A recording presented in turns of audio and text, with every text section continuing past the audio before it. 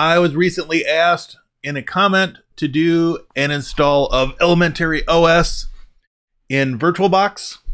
So we are going to do a speed run through that today. So first of all, you need to go to the elementaryOS website. And if you don't want to pay for it, put in the custom price of 0 and hit that download button. And download. And that will kick off the process. Now, while we're waiting, we can go ahead and start up VirtualBox. And we can create or start creating a new virtual machine. Now, we'll wait for this to finish downloading. Now that our download has completed, we can come back to VirtualBox. And we need to select an ISO image. And we'll go to Other. We'll go to elementaryOS Stable. elementaryOS. Next. And we'll leave EFI off. 25, 40 should be enough. Next. So review, finish. Okay, so now we've got the base of our OS. We're going to jump into settings real quick and just do one quick perusal through. Everything here should be good. We're going to leave disk encryption off. We're going to turn off the floppy drive, and processor is fine. We'll add the PAE-NX and nested virtualization. Acceleration should be fine. Display, we'll give it the 128 and enable 3D acceleration. Storage is fine. Audio, we're using a virtual machine, so we don't need the audio turned on. Network, we want to make sure it's set to bridged. Everything else can be left alone. Now is the acid test. Let's hit that start button. And so we want to go to scaled mode and bump that up to full screen. And again, scaled mode is just a personal preference, but generally, I like to use it in the odd case when I'm actually using VirtualBox, which I don't really use that much these days. There we go. Now we wait.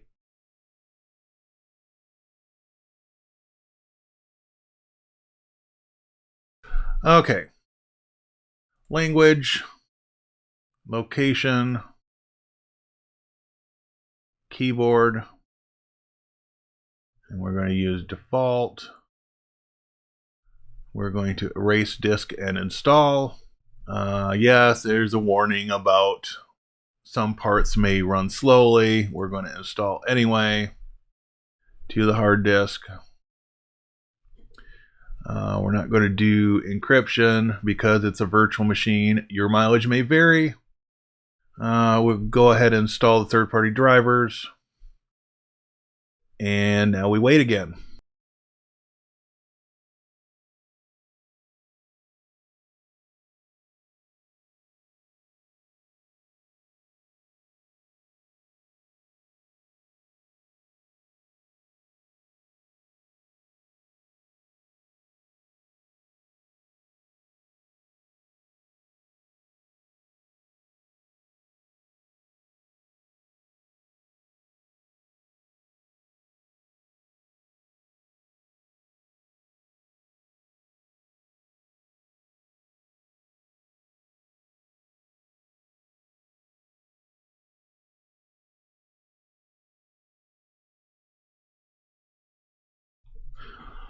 All right, we've reached the end of the install. I'm actually going to choose the shutdown option this time, and I've got a reason.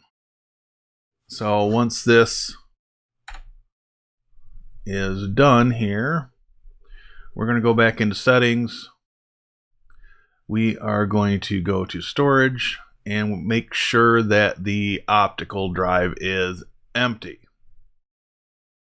All right, so now as the acid test, we'll start it up and poke around a little bit. Switch.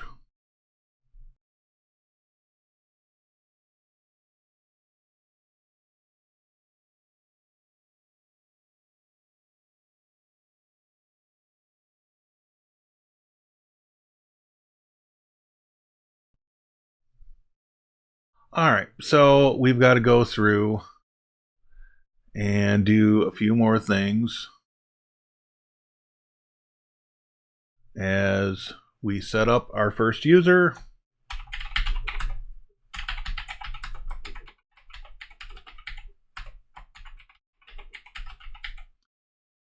And we'll say VirtualBox EOS. Finish setup. And we can log in. Try this one more time. This looks a little more promising. Hey. All right, so now we've got our little welcome thing. You can skip it. For the sake of argument, I will go through it. We're going to use a dark theme, and I'm going to do purple as my accent color.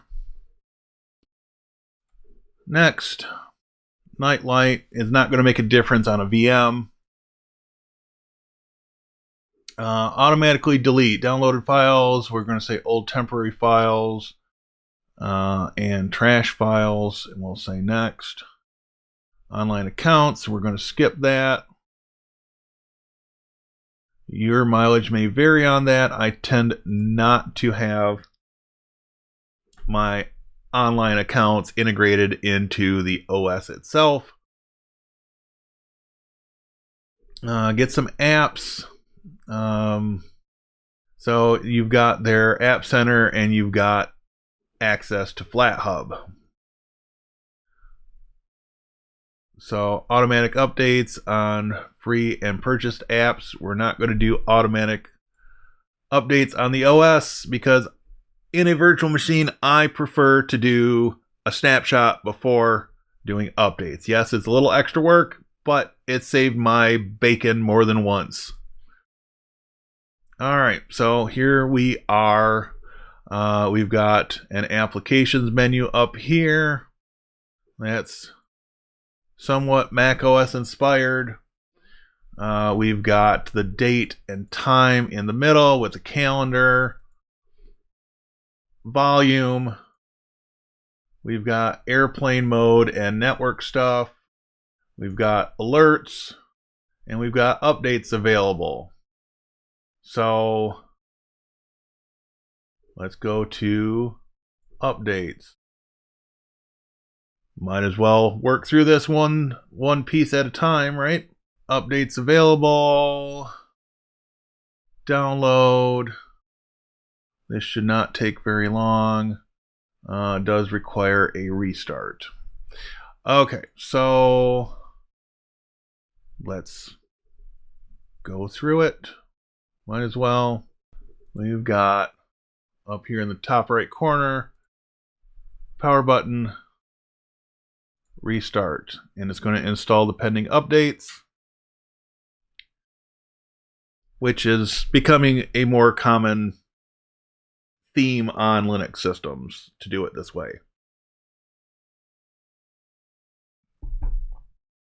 Especially those based on Ubuntu, and it is what it is, right?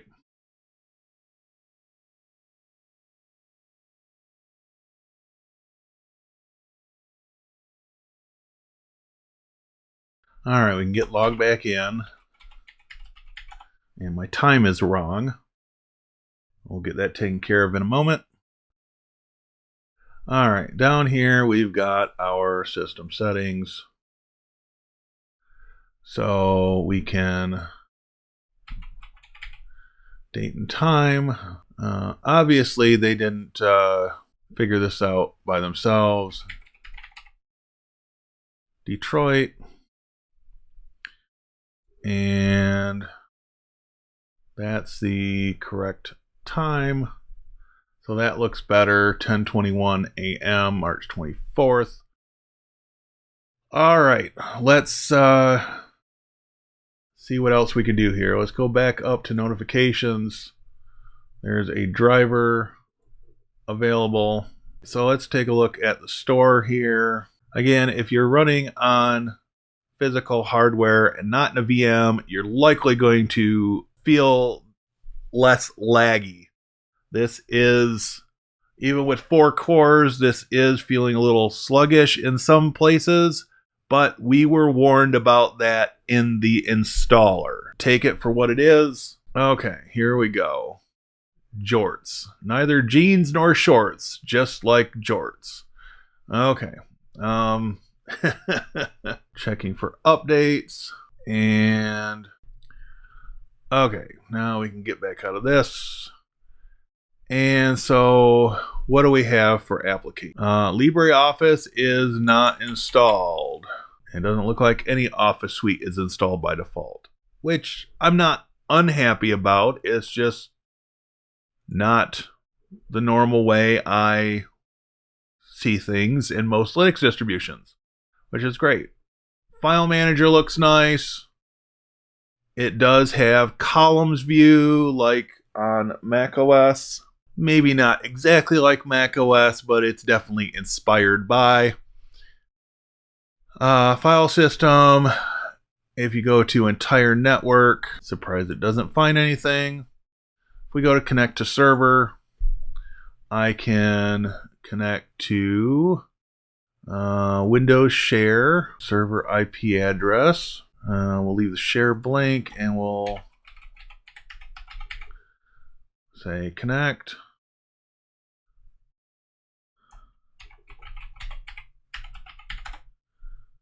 And this is the contents of my big NAS. So there's files from my ThinkPad, registered user, and remember password until you log out. Connect. So we can drill down into what I've got from my backed up from my ThinkPad. We can look at my music collection or parts thereof. There's another folder worth of FLAC documents. There's even more stuff over here. And so, yeah.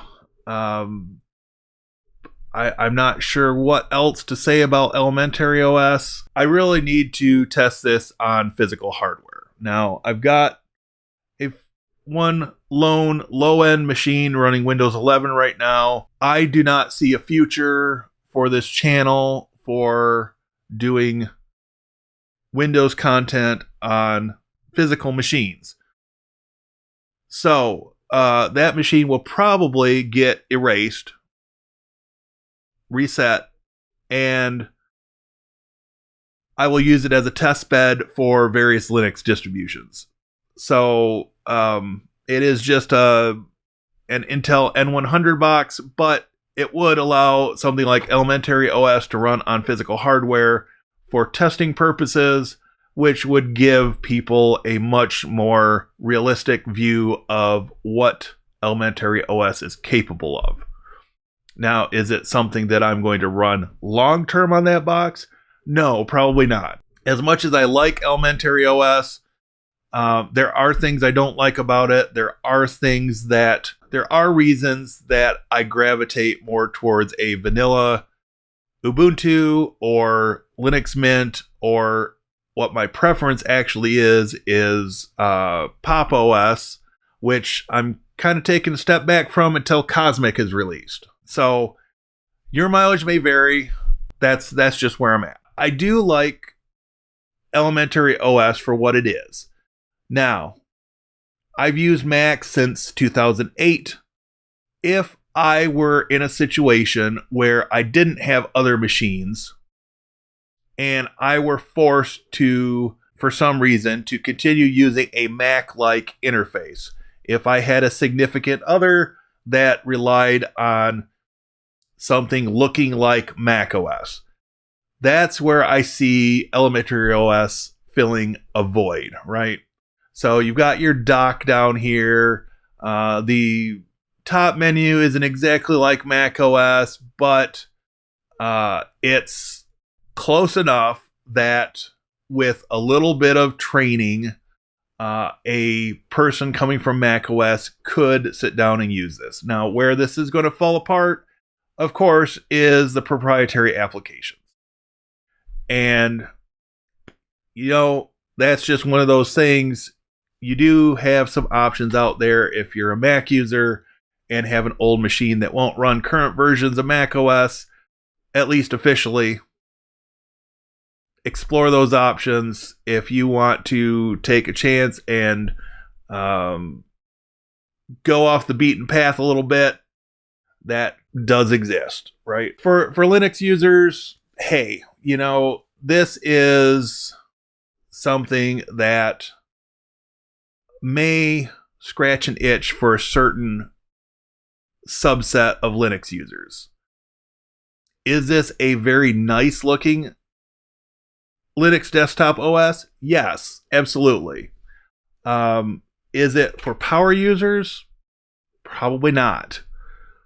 It's not to say that there aren't power users that use elementaryOS. It's just not the most likely scenario. If we run uname-a, it is saying that this is based off the 24.04.1 Ubuntu release, and 25.04 is just around the corner. Yes, that's a short-term release, but it's going to have GNOME 48. I would expect later in the year we will see a version of elementaryOS based on 24.04.2 at least, maybe something newer, but this is perfectly usable. It does pick up one thing that annoys me about Linux Mint, and that's the asterisks in the terminal. I really despise that. Again, your mileage may vary. Anyway, that is a look at installing and looking around elementaryOS. We'll launch the store one more time, and I'm one of those people that I really can't work on a machine without LibreOffice, so I'm going to go ahead and install it. Your mileage may vary. There are other office suites out there for Linux. I've been standardized on LibreOffice, and before that, OpenOffice, and before that, I actually used StarOffice. So I go back a number of years. I actually did my entirety of my papers for grad school in LibreOffice, and it just works. I know my way around the software. I know its quirks. I know how to work around those quirks for the most part, and it just works well for me. If you have questions about elementaryOS, please leave them in the comments. The comment that inspired this particular video was just wanting to see an install of elementaryOS in VirtualBox. And so I do believe I have met that goal. LibreOffice is running in the background without appropriate permission. Allow. Okay, so obviously this did not respect the dark mode. You've got a black background and white text, but the interface is not in dark mode. So at least in elementaryOS, you'd have to set that separately in LibreOffice. But for the most part, hopefully this scratches an itch. It does have a web browser by default. It's not Firefox or Chrome or Chromium for that matter. This is web. So can we find out anything about this? I don't know what browser this is. But anyways, you can always grab Chromium or Chrome or Firefox or Brave or whatever else you want and get it installed and start to tailor this OS to meet your needs, right? All right, people, that's going to do it for this video. Hopefully, even without me appearing on camera, this scratches an itch and gives people a little bit of an idea of what elementaryOS is like. And again, if you've got comments, put them down in the comment section. I will try to get back to those as soon as possible. Have a great day, everybody.